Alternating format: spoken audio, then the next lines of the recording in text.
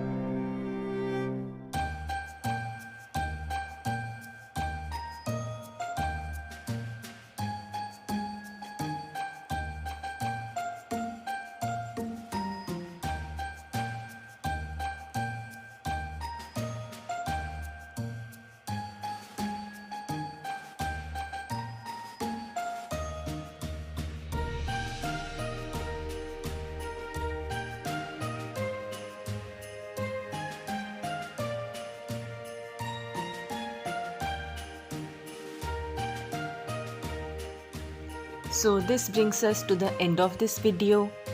and wishing all my friends a very happy Christmas. I hope all of you have a wonderful holidays, and if you like this video then do leave a thumbs up, and I hope you enjoyed watching this video, and thanks for watching.